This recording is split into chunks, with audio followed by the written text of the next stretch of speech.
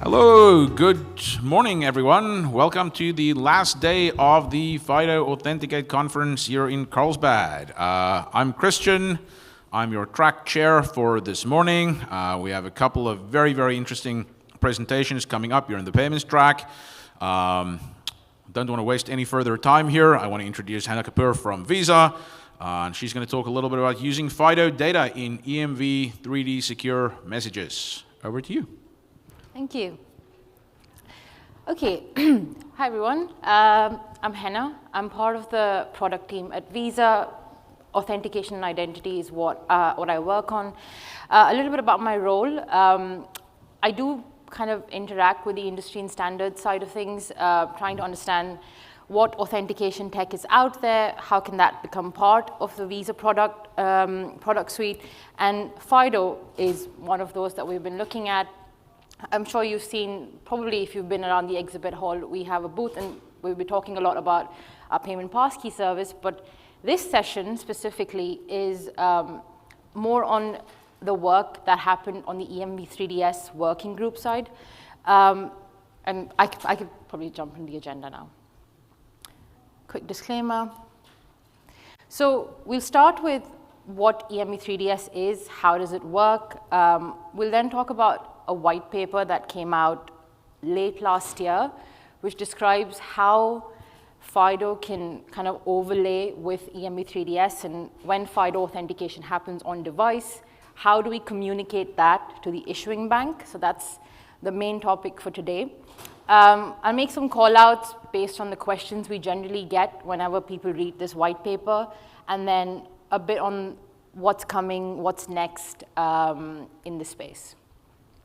So before I go into the technicalities of what EMV 3DS is, if you've used your payment card online and you've gone through an authentication journey where it could have been that you had to authenticate using your banking app or maybe an OTP, it's very likely what's running behind the scenes is EMV 3DS. So that's your cardholder journey where you're redirected through an experience and you have to authenticate yourself before you complete your payment. But what I'll cover here is more what happens behind the scenes and what the backend looks like. So what is EMV 3D Secure? It's essentially a protocol that enables authentication between consumers and the issuer. It enables exchange of data and messages between the merchant and the issuer. There's tons of data that goes from a merchant to issuer perspective, so billing information about the cardholder, shipping information. Not everything is mandatory, some of it is conditional, but yeah, there's an entire spec, versions of spec that you can actually look at to see what kind of information transfers from a merchant to issuer perspective. When the issuer receives this data, the issuer could do many things. So they could say, okay, I'm happy with this risk signal and this information I've been given. I'm going to frictionlessly authenticate, so no friction for the cardholder because there's sufficient information that the issuer has. Or they could step up the cardholder and ask for an extra authentication factor, and that's when you kind of see your OTP or your out-of-band authentication journey. This data also has payment-specific information, so what was the transaction amount, who the merchant was, and this, again, essentially helps the issuer decide how they want to authenticate the cardholder. Now, in terms of how the protocol works, and I won't go too much in detail, but if you can just follow the 1, 2, 3, 4 flows that I have. When the cardholder is on the merchant acquirer domain and they click checkout, at that point, the 3DS server, which kind of sits in the acquirer domain, initiates a message, what we call the AREC, or the authentication request. It reaches a directory server, which is the interoperability domain, and then it passes that to the right issuer, and that's when it reaches the ACS. The issuer processes the message, feeds it into their risk engine, figures out what they want to do with it. They may decide they want to step up, and that's when you get the challenge step, so that's step 3. At that point, there's an interaction between the cardholder and the issuer. Once the challenge is complete, that's when a step 4 happens where the 3DS server or the merchant environment or the acquirer domain knows that, okay, authentication is complete, we're good, and then they initiate the authorization, which is the bottom step, basically. That's when your funds actually get blocked once the cardholder is verified. This works on browser-based journeys as well as app-based journeys, and you can authenticate for payment use cases, but there are also non-payment authentication use cases where it could be used. So for example, I'm adding my card on file, and the issuer, and we need to verify that this is the right person adding their card on file, and you could basically do a non-payment authentication in that case as well. I did say earlier there are many versions of the spec. The latest one that's out is 2.3.1.1, although there's still some time before Visa is going to be able to implement that. The most up-to-date version that we have implemented is 2.2, and we have the bridging message extension implemented as well. So how does FIDO fit into all of this? And I think the first kind of part was, now that we understand how EMV 3DS works and how it's used for that message exchange, the question that we had was, okay, if FIDO is happening on device, on the cardholder's device, how do we communicate that to the issuer using rails that already exist? And that's when there was potential to have this white paper that could provide some level of guidance and create that standard data structure that can be used by the acquirer domain to then pass that message to the issuer domain. And this white paper was drafted at the 3DS technical working group last year. And the intent that we tried to solve for was, we were receiving several questions, obviously, of how this could work together. We also wanted to address the scenario, especially in regulated markets where issuers want evidence of how authentication happened. They want to be able to audit, probably report on what transactions went through FIDO authentication. In some cases, they even have to provide that information to their local national competitive authorities or the regulators. So this is why we thought this paper would be a good idea. And in the next kind of time that I have, I'll briefly describe what use case we cover in the paper and what the data structure looks like. So before I go into this sequence diagram, this paper only talks about one use case. I think that's very important to keep in mind. This is not the only way to do things. This is one way to do it. We do think there's potential to probably have maybe more white papers come out, but if you're reading this after the session, just remember this is just one of the many ways to do this, and we shouldn't limit ourselves to one use case. So the use case described in this white paper is a scenario where a cardholder is on the merchant website, they enter their payment credential. So step one, before we create any sort of passkey or bring FIDO in, is to verify that the card belongs to the cardholder and it's the right person. So we do, between step 1, 2, and 3, there's an ID and V process. So as soon as the card is entered, we complete an ID and V of the cardholder. And the merchant is notified in step 4 and 5 that, yes, Henna's authentication was successful. This is, in fact, her card. Once that's complete, then the passkey creation can come in, and you do your FIDO enrollment journey.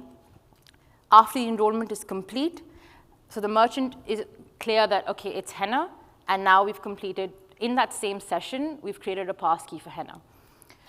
Once that's done, behind the scenes in step 7, there is an EMV 3DS message that's fired to the issuer, which includes a data structure. And it's in a very specific field called 3DS requester auth data. It's a 20,000 character field. And we've created a JSON message in there that tells the issuer who the RP is, provides the registration or the enrollment blob in the field called attestation blob. It provides some device binding information. So maybe there's a device recognition piece that's running on the merchant side, and that information can be passed in the device binding info, and some other information that will help the issuer parse that message. At that point, in step 8, the issuer could decide to store that, or they could just acknowledge that they received it, and that's your registration flow. So we've done ID and V, we've done passkey registration, and we've informed the issuer what the message looks like.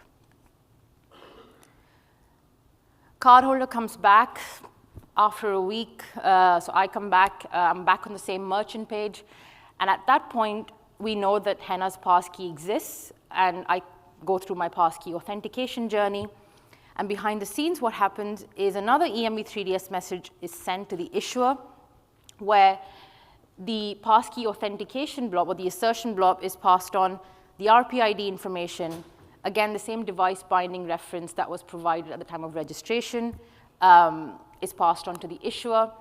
At this point, the issuer could either acknowledge it and keep it for risk-based reasons, or they could even potentially verify that it is the same cardholder because they have the public key from the previous registration step, and they have the signature from this step.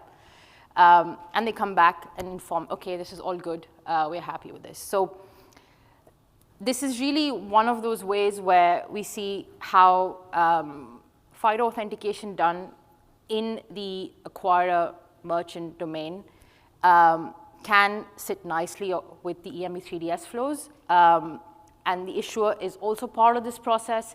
They get sufficient evidence as to authentication happening. And if they want to create some kind of an offline audit or validate how authentication happened, they can do that based on the data that's given to them.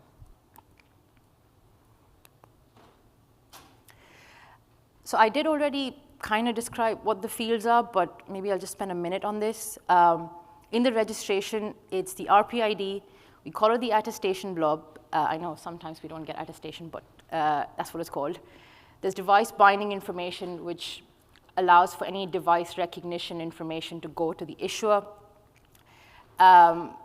It describes what the message type is and the version. This is just for version management, really. And the authentication message is very similar, but instead of the attestation blob, it's the assertion blob. We also have a field that says SPC used, and basically if the SPC component was used on the front end, that could be a piece of information that is sent to the issuer as well, so they can further, when they're processing the authentication blob, they can look and find the SPC message and also make sense of it. Some key callouts. I think the one question we get when people read this paper is this about delegated authentication? So I don't think we should limit ourselves to that concept when you review this, because this paper describes how you can use EMV 3DS to pass information to the issuer. It doesn't go into who the relying party is and what that front end looks like. So it's really just the technical rails. And like I said earlier, this is one of many use cases.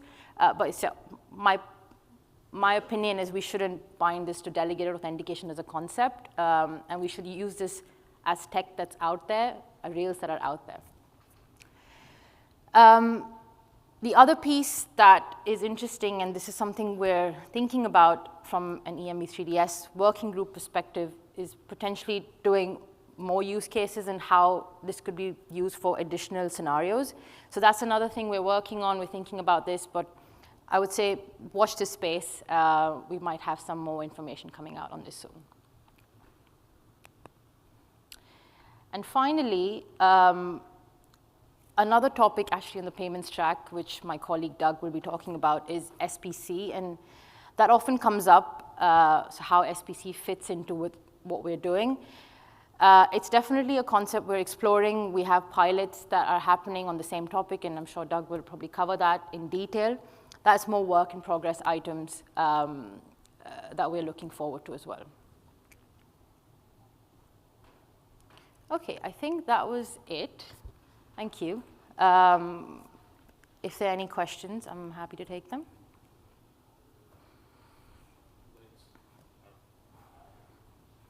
Any questions in the hall here? Otherwise, we'll go. I've got one question if we don't have any. I don't see any in the app. Anyone from the audience? Otherwise, I'm going to ask a question.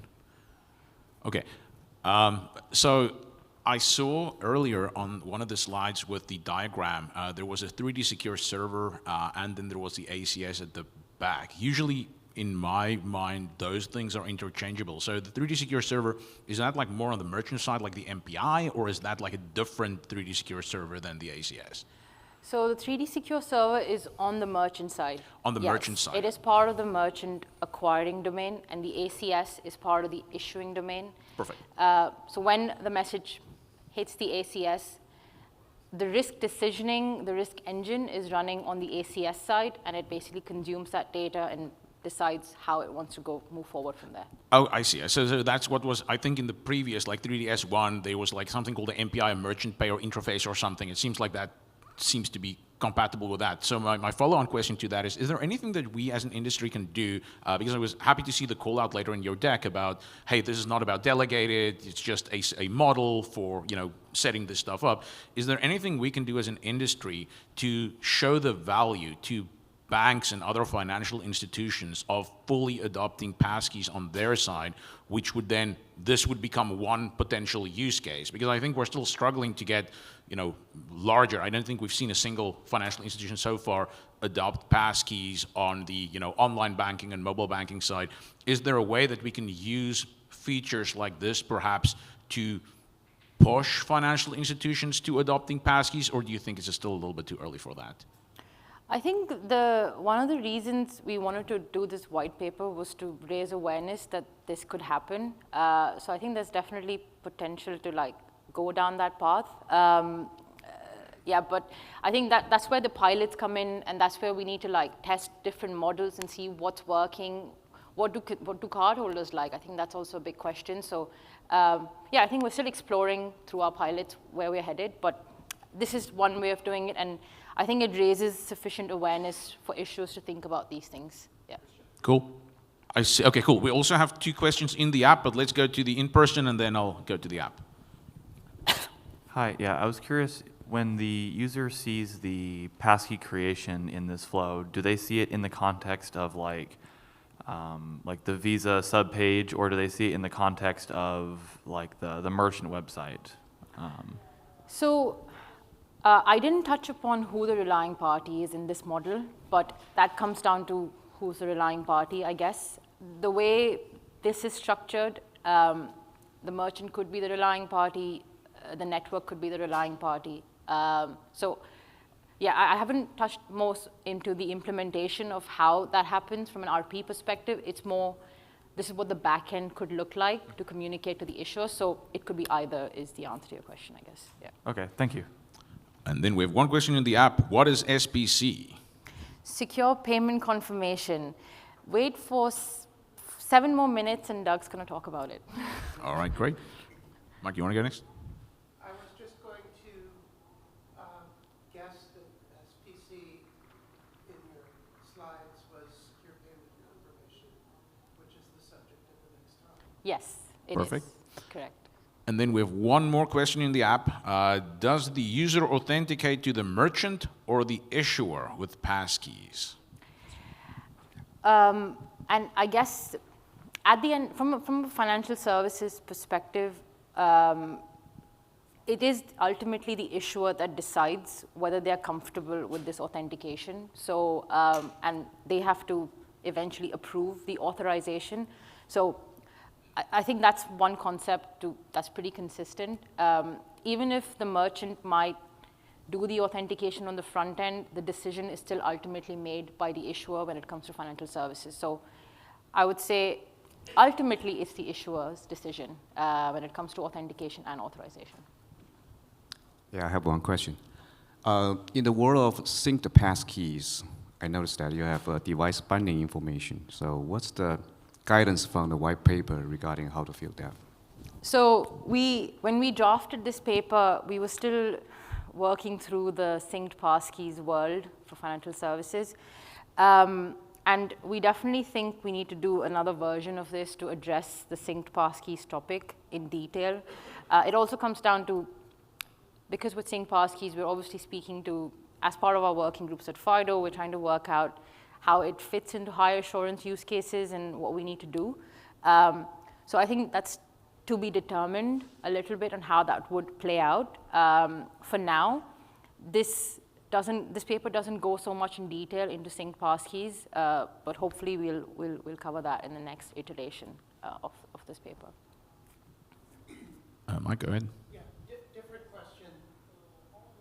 When you're passing the FIDO data to the issuer, I assume that right now issuers have the option to ignore it and not understand it, so that you're not breaking existing flows?